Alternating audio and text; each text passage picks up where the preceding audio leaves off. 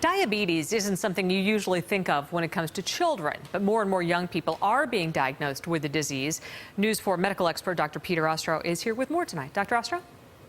Well, type 2 diabetes has always been associated with being overweight or obese. So with the epidemic of childhood obesity, we were expecting more kids to develop diabetes.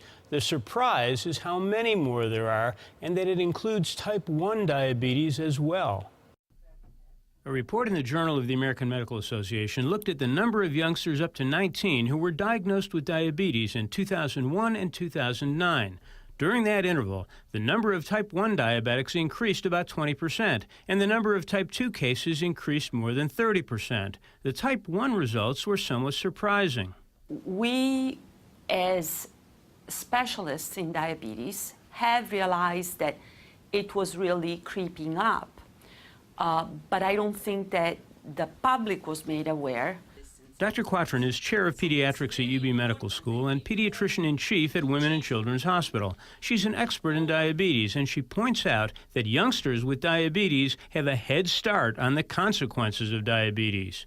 These cardiovascular risks are there, and they definitely are compounding and becoming more important over time, even in pediatrics. Type 1 diabetes has not traditionally been associated with obesity, but it seems to play a role.